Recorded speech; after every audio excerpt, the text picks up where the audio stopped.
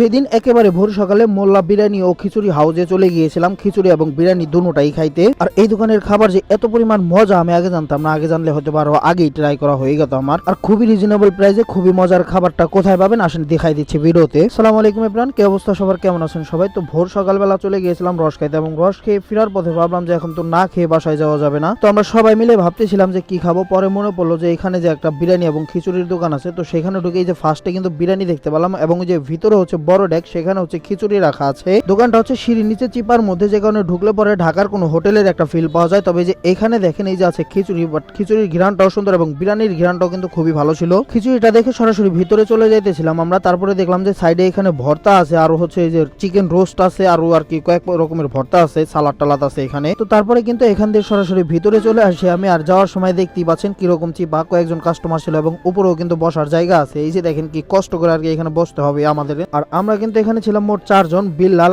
আমি, দীপু ভাই এবং হচ্ছে নীরব ভাই নিয়ে। তো এই ছোট্ট একটু জায়গার মধ্যে কিন্তু আমরা 4 জনই খুবই কষ্ট করে বসতেছিলাম। আর কষ্ট করে বসে আমাদের নিজেদেরকে সান্ত্বনা দিতেছিলাম যে শীতের মধ্যে 4 জন কষ্ট করে বসাই ভালো। তো কষ্ট করে বসেই কিন্তু আমরা ফার্স্টে এখানে ডিম খিচুড়ি নিয়েছিলাম, আর ডিম খিচুড়ির প্রাইস ছিল 70 টাকা, আর ডিম ছাড়া হচ্ছে 50 টাকা। তো এই খিচুড়িটার টেস্টও কিন্তু ভালো, খুবই গরম গরম খেয়েছিলাম। এই যে সামনে দিয়ে দেখেন ভাইগনের খিচুড়ির ধোয়া উঠতেছে আমারটার সামনে দিয়ে। পরে সবাই খিচুড়িটা খাওয়া দাওয়া শেষ করে ভাবলাম যে এখান থেকে বিরিয়ানিটাও ট্রাই করে যাই। তো এখান থেকে ফার্স্টে ট্রাই করার জন্য একটা নিয়েছিলাম, তারপর এখান দেখলাম যে হাফের ভিতরে 2 পিস মাংস দিয়েছে, মাংসর সাইজও বেশ ভালোই। তো আপনারা বিশ্বাস করবেন কিনা আমি জানি না, বিরিয়ানিটা এত বেশি মজার ছিল আমি বলে বোঝাইতে পারবো না আপনাদেরকে। তারপরে একটা হচ্ছে নিয়ে তারপরে আমি সবাইকে বলছি যে মজা, তারপর আর কি দীপু ভাই এবং ভাইগনাও নিয়েছিল এখান থেকে বিরিয়ানি। আমার কাছে অনেক বেশি ভালো লাগছে এই বিরিয়ানিটা। যারা সকাল সকাল উঠবেন তারা একবার হলো বিরিয়ানিটা ট্রাই করে দেখবেন। একেবারে বান্দরা বাজারেই হচ্ছে বিক্রি করে সে, আর তারা কিন্তু অনেক সকালে এই দোকান খুলে। আমরা কিন্তু রস টস খেয়ে সরাসরি এইখানে আসছি খিচুড়িটা এবং বিরিয়ানিটা ট্রাই করার জন্য। বিরিয়ানিটা ট্রাই করার কোনো ইচ্ছা ছিল না যদিও, তারপরে খিচুড়িটা খেয়ে তারপর ভাবলাম যে এটা ট্রাই করা দরকার। তো তখনই হচ্ছে বিরিয়ানিটা নিয়ে ট্রাই করে এবং ট্রাই করে বুঝি এই বিরিয়ানিটা অনেক বেশি মজার। তো তারপরে এইদিকে ঘুরে দেখি দীপু ভাইয়ের ভাইগনা কারাকারি লাগাই দিছে মানে মাংস নিয়ে। তো সবাই কিন্তু এই জিনিসটা ট্রাই করতে পারেন, একবারে বান্ধরা অটো স্ট্যান্ডের সাথেই কিন্তু এই দোকানটা, মোল্লা বিরিয়ানি ও খিচুড়ি হাউস। তবে আজকের ভিডিও এই পর্যন্তই, দেখা হচ্ছে নতুন কোনো ভিডিওতে। সবাই ভালো থাকবেন, সুস্থ থাকবেন, আল্লাহ হাফেজ।